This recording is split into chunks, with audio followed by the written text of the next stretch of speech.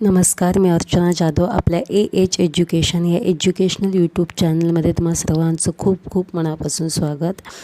तर उद्या TETची परीक्षा असणार आहे. तर या परीक्षेच्याच दृष्टीने काही महत्त्वाचे भूगोल या विषयाचे टॉप 50 प्रश्न आपण घेऊन आलो आहोत. तर हे प्रश्न अत्यंत महत्त्वाचे आहे, तुम्हाला परीक्षेला विचारले जाऊ शकतात. व्हिडिओला सुरुवात करण्यापूर्वी तुम्ही जर चॅनलवर नवीन असाल आणि अद्यापही आपल्या चॅनलला सबस्क्राईब केलं नसेल तर लगेचच चॅनलला सबस्क्राईब करा आणि साईडचं नोटिफिकेशन बेल आहे त्याला देखील प्रेस करा, जेणेकरून कोणत्याही व्हिडिओची अपडेट आपल्याकडून मिस होणार नाही. तर आजच्या व्हिडिओला आपण सुरुवात करूया. आजच्या व्हिडिओचा पहिला प्रश्न आहे, 21 जूनच्या अयन दिनी कोणता ध्रुव सूर्यासमोर असतो? तर इथे आपण स्पष्टीकरण घेत नाही आहोत, आपण फक्त काय करणार, प्रश्नोत्तरे घेणार आहोत. तर बघा, 21 जूनच्या अयन दिनी उत्तर ध्रुव जो असतो तो सूर्यासमोर असतो. त्याच्यानंतर बघा पुढील प्रश्न, दुसरा प्रश्न काय आहे बघा, 22 डिसेंबर रोजी मध्यान्हवेळी सूर्य कोणत्या वृत्तावर बरोबर डोक्यावर असतो? तर या प्रश्नाचं योग्य उत्तर आहे पर्याय 1 मकर. त्याच्यानंतर पुढील तिसरा प्रश्न काय आहे, तिसरा प्रश्न आहे, उत्तर गोलार्धात वसंत संपात या दिवशी असतो. तो कोणत्या दिवशी असतो? तर 21 मार्च, पर्याय 2. त्याच्यानंतर पुढील प्रश्न बघा, खालीलपैकी कोणत्या दिवसाला अयन दिन म्हणतात? तर आपल्याला माहिती आहे वर्षातील 2 दिवस हे अयन दिवस असतात, म्हणजेच 21 जून आणि 22 डिसेंबर. अयन दिवस म्हणजे काय, तर त्या 2 दिवशी सूर्य जास्तीत जास्त दक्षिणेकडे आणि जास्तीत जास्त उत्तरेकडे झुकलेला असतो. ओके, तर पहिला काय प्रश्न आहे, कोणत्या दिवसाला अयन दिवस म्हणतात? तर 22 डिसेंबर आणि 21 जून हे 2 काय आहेत, अयन दिन आहेत. त्याच्यानंतर पुढील प्रश्न बघा, पुढील प्रश्न काय आहे, 21 मार्च ते 23 सप्टेंबरपर्यंत उत्तर गोलार्धात कोणता ऋतू असतो? तर 22 मार्च ते 23 सप्टेंबर उत्तर गोलार्धात असतो उन्हाळा, पर्याय 1. त्याच्यानंतर पुढील प्रश्न काय, वर्षातील कोणत्या काळात उत्तरायण असते? तर या प्रश्नाचं योग्य उत्तर आहे पर्याय 1 22 डिसेंबर ते 21 जून. त्याच्यानंतर पुढील प्रश्न आहे, 23 सप्टेंबर ते 22 मार्च या काळात उत्तर गोलार्धात कोणता ऋतू असतो? तर या प्रश्नाचं योग्य उत्तर आहे पर्याय 3 हिवाळा. त्याच्यानंतर पुढील प्रश्न, 22 मार्च ते 23 सप्टेंबर या काळात दक्षिण गोलार्धात कोणता ऋतू असतो? कोणता ऋतू असतो? पर्याय 3 हिवाळा. त्याच्यानंतर 10वा प्रश्न काय आहे, भारतीय प्रमाणवेळ ही ग्रीनिच प्रमाणवेळेपेक्षा किती तासांनी पुढे आहे? तर ती आहे 5 तास 30 मिनिटे, म्हणजे 5.5 तासांनी पुढे आहे. पुढील प्रश्न आहे, मूळ रेखावृत्त कोणत्या शहरातून जाते? तर आपलं मूळ रेखावृत्त जे आहे ते ग्रीनविच या शहरातून जाते.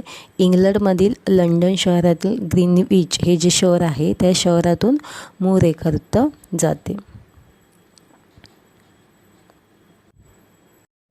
त्याच्यानंतर पुढील प्रश्न, 2 रेखावृत्तातील सर्वात जास्त अंतर विषुववृत्तावर किती किलोमीटर असते? तर या प्रश्नाचे योग्य उत्तर आहे पर्याय 2 111. पुढील प्रश्न आहे, पृथ्वी स्वतःभोवती किती अंशात फिरते? तर पृथ्वी जी आहे ती स्वतःभोवती 360 अंशात फिरते, पर्याय 3. पुढील प्रश्न, कोणत्या रेखावृत्तास आंतरराष्ट्रीय वार रेषा असे म्हणतात? तर या प्रश्नाचे योग्य उत्तर आहे पर्याय 2 180 अंश रेखावृत्तास आंतरराष्ट्रीय वार रेषा असं म्हणतात. 15वा प्रश्न काय आहे? 15वा प्रश्न आहे 15 अंश अंतरावरील रेखावृत्तातील स्थानिक वेळेत किती फरक असतो? तर 15 अंश अंतरावरील रेखावृत्तातील स्थानिक वेळेत 60 मिनिटाचा म्हणजेच 1 तासाचा फरक असतो. 16वा प्रश्न आहे जागतिक संकेतानुसार पृथ्वीवर तारीख व वारातील बदल रेखावृत्तावर होतो. कोणत्या रेखावृत्तावर होतो? जागतिक संकेतानुसार पृथ्वीवर तारीख व वारातील बदल कोणत्या रेखावृत्तावर होतो? तर या प्रश्नाचं योग्य उत्तर आहे पर्याय 1 180. 180 अंश रेखावृत्तावर होतो. पुढील प्रश्न 17वा प्रश्न आहे 1 अंश रेखावृत्तीय अंतर असलेल्या ठिकाणांच्या स्थानिक वेळेत किती मिनिटाचा फरक असतो? तर 1 अंश रेखावृत्तीय अंतर असलेल्या ठिकाणाच्या स्थानिक वेळेत 4 मिनिटाचा फरक असतो. पर्याय 2. पुढील प्रश्न काय आहे? कोणत्या रेखावृत्तावरील वेळ ही जागतिक प्रमाण वेळ म्हणून मानली जाते? या प्रश्नाचं योग्य उत्तर आहे पर्याय 1 0 अंश रेखावृत्तावरील वेळ जी आहे ती जागतिक प्रमाण वेळ म्हणून मानली जाते. 19 नंबरचा प्रश्न आहे विषुववृत्तावर दिवसाचा कालावधी किती असतो? तर विषुववृत्तावर दिवसाचा कालावधी असतो 12 तासांचा. पर्याय 2. पुढील 20 नंबरचा प्रश्न आहे वायुदाब कोणत्या परिमाणात मोजतात? तर वायुदाब जो आहे तो मिलीबार या परिमाणात किंवा हेक्टोपास्कल या परिमाणात मोजला जातो. पुढील प्रश्न आहे पृथ्वीवर सर्वत्र वायुदाब हा कसा असतो? असमान असतो, सारखा नसतो, म्हणजेच असमान असतो. पुढील प्रश्न उंचीनुसार हवा कशी होत जाते? विरळ होत जाते. पर्याय 3. पुढील प्रश्न काय आहे खालीलपैकी वाऱ्यांचे मुख्य 3 प्रकारात न येणारा पर्याय कोणता? तर मुख्य 3 प्रकारात न येणारा पर्याय आहे ध्रुवीय वारे. बाकी ग्रहीय वारे, हंगामी वारे आणि स्थानिक वारे हे मुख्य प्रकारमध्ये येतात. त्याच्यानंतर बघा नकाशात आवर्ताचा केंद्रभाग कोणत्या अक्षराने दर्शवतात? तर नकाशात आवर्ताचा केंद्रभाग L या अक्षराने दर्शवतात. पुढील प्रश्न वाऱ्याचा वेग कोणत्या परिमाणात मोजतात? तर वाऱ्याचा वेग आहे तो किलोमीटर प्रति तास किंवा नॉट्स या परिमाणात मोजतात. त्याच्यानंतर बघा 26 नंबरचा प्रश्न आहे वाऱ्याची दिशा ओळखण्यासाठी कोणते उपकरण वापरतात? तर वातदिशा दर्शक. पर्याय 4. त्याच्यानंतर 27 नंबरचा प्रश्न आहे फॉन, चिनूक, बोरा, लू इत्यादी कोणत्या वाऱ्याच्या प्रकाराची उदाहरणे आहेत? तर ही जी सर्व उदाहरणे आहेत ती स्थानिक वाऱ्याची उदाहरणे आहेत. पर्याय 1.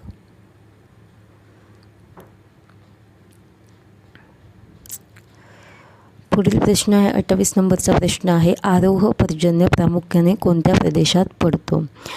आरोह पर्जन्य आहे तो कोणत्या प्रदेशात पडतो? विषुववृत्तीय प्रदेशात. पर्याय 1. त्याच्यानंतर 29 नंबरचा प्रश्न आहे पृथ्वीच्या पृष्ठभागाचा सुमारे किती भाग पॅसिफिक महासागराने व्यापलेला आहे? तर सुमारे 30 ते 33% जो भाग आहे तो पॅसिफिक महासागराने व्यापलेला आहे. पर्याय 3. 30 नंबरचा प्रश्न आहे भारतीय उपखंडाच्या दक्षिणेकडील जलभाग म्हणजेच कोणता महासागर आहे? तर तो आहे हिंदी महासागर. पर्याय 2. त्याच्यानंतर 31 नंबरचा प्रश्न आहे जगातील सर्वात मोठा व खोल महासागर कोणता? आपल्याला माहिती आहे पॅसिफिक महासागर जो आहे तो जगातील सर्वात खोल आणि मोठा महासागर आहे. 32 नंबरचा प्रश्न आहे जगातील पहिला कृत्रिम उपग्रह कोणत्या देशाने अवकाशात सोडला? तर तो सोडला रशियाने. पर्याय 2. त्याच्यानंतर 33 नंबरचा प्रश्न आहे अपोलो अवकाशयानातून पहिला मानव चंद्राच्या पृष्ठभागावर कोणत्या देशाने पाठवला? तर या प्रश्नाचं योग्य उत्तर आहे पर्याय 2 USA. त्याच्यानंतर पुढील प्रश्न, श्रीहरिकोटा हे अवकाश प्रक्षेपण केंद्र कोणत्या राज्यात आहे? श्रीहरिकोटा हे अवकाश प्रक्षेपण केंद्र कोणत्या राज्यात आहे? तर ते आहे आंध्र प्रदेश. पर्याय 2.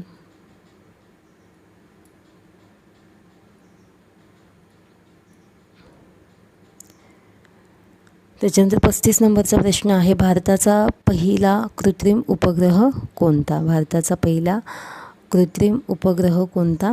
तर तो आहे आर्यभट्ट. पर्याय 3. 36 नंबरचा प्रश्न आहे, कृत्रिम उपग्रहाचा प्रमुख उपयोग टिंबटिंब करता आहे तर संदेशवहन करता. पर्याय 1. त्याच्यानंतर 37 नंबरचा प्रश्न आहे, भारतात अवकाश संशोधन कार्य कोणी सुरू केले? तर भारतामध्ये अवकाश संशोधन कार्य जे आहे ते विक्रम साराभाई यांनी सुरू केले. पर्याय 3. त्याच्यानंतर 38 नंबरचा प्रश्न आहे, स्पुटनिक हा कृत्रिम उपग्रह कोणत्या देशाने अवकाशात पाठवला? तर तो पाठवला रशियाने. पर्याय 3. त्याच्यानंतर 39 नंबरचा प्रश्न आहे, चंद्राच्या पृष्ठभागावर अवकाशयानाद्वारे जाणाऱ्या पहिल्या पुरुषाचे नाव काय? तर या प्रश्नाचं योग्य उत्तर आहे पर्याय 1 नील आर्मस्ट्रॉंग. त्याच्यानंतर पुढील 40 नंबरचा प्रश्न आहे, तुम्हाला विचारला जाऊ शकतो, सुदूर संवेदन म्हणजे काय? तर सुदूर संवेदन म्हणजे काय?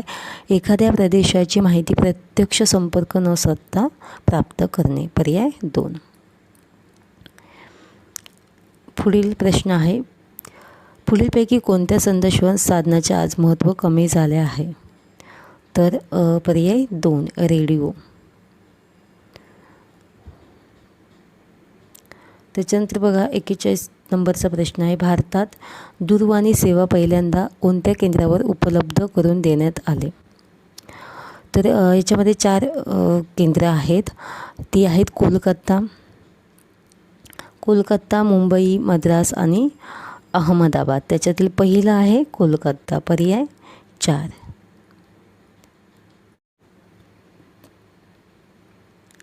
बेचाळीस नंबरचा प्रश्न आहे, पुढीलपैकी कोणत्या ठिकाणी मुख्य अवकाश केंद्र निर्माण केले आहे? तर आपल्या सर्वांना माहिती आहे श्रीहरिकोटा येथे भारताचे मुख्य अंतराळ केंद्र आहेत. आता इथे तुम्हाला पर्याय दिलेले आहेत, तिरुवनंतपुरम, दिल्ली, नागपूर, जयपूर. तर इस्रोची इतर काही जी केंद्र आहेत, अवकाश केंद्र आहेत, त्याच्यापैकी हे पर्याय आहेत. तर तिरुवनंतपुरम येथे VSSC म्हणजेच विक्रम साराभाई स्पेस सेंटर हे अवकाश केंद्र आहे. तर या प्रश्नाचं योग्य उत्तर येणार आहे तिरुवनंतपुरम. पर्याय 1. त्याच्यानंतर बघा, पुढीलपैकी कोणते संदेशवहन सार्वजनिक संदेशवहन आहे? तर याचे योग्य पर्याय आहे पर्याय 4 दूरदर्शन. त्याच्यानंतर बघा, चंद्रग्रहणाची स्थिती खालीलपैकी कोणती योग्य आहे? तर चंद्रग्रहण असते तेव्हा सूर्य आणि चंद्राच्यामध्ये पृथ्वी येते, म्हणजेच पर्याय 2 सूर्य, पृथ्वी, चंद्र. त्याच्यानंतर 45 नंबरचा प्रश्न आहे, चंद्रग्रहण कोणत्या दिवशी होते? अर्थातच पौर्णिमेच्या दिवशी. पर्याय 1. त्याच्यानंतर 46 नंबरचा प्रश्न आहे, सूर्यग्रहणाचे प्रकार किती आहेत? तर ते एकूण 4 प्रकार आहेत. कोणकोणते आहेत? खग्रास, कंकणाकृती, खंडग्रास आणि संकरित असे सूर्यग्रहणाचे 4 प्रकार आहेत. त्याच्यानंतर बघा, 47 नंबरचा प्रश्न आहे, चंद्रग्रहणाचे प्रकार किती? तर चंद्रग्रहणाचे एकूण 3 प्रकार आहेत. ते कोणते? तर खग्रास, खंडग्रास आणि उपछाया. त्याच्यानंतर बघा 48 नंबरचा प्रश्न आहे, खग्रास सूर्यग्रहणाचा जास्तीत जास्त कालावधी किती असतो? तो असतो 7 मिनिटे 32 सेकंद. पर्याय 2. त्याच्यानंतर पुढील प्रश्न आहे, खग्रास चंद्रग्रहणाचा जास्तीत जास्त कालावधी किती असतो? तर तो असतो 1 तास 42 मिनिटे. पर्याय 3. त्याच्यानंतर आजचा शेवटचा प्रश्न आहे, चंद्राच्या पृथ्वीभोवती फिरण्यामुळे आपल्याला कोणती कालगणना करता येते? तर या प्रश्नाचं योग्य उत्तर आहे पर्याय 4, महिना. तर हे होते आजचे टॉप 50 प्रश्न, जे की येणाऱ्या TET परीक्षेच्या दृष्टीने अत्यंत महत्त्वाचे प्रश्न आहेत. तर आजचा व्हिडिओ तुम्हाला कसा वाटला हे कमेंट बॉक्समध्ये नक्की सांगा. व्हिडिओ आवडल्यास व्हिडिओला लाईक करा, चॅनलला सबस्क्राईब करा आणि तुम्हा सर्वांना TET परीक्षेसाठी खूप खूप शुभेच्छा.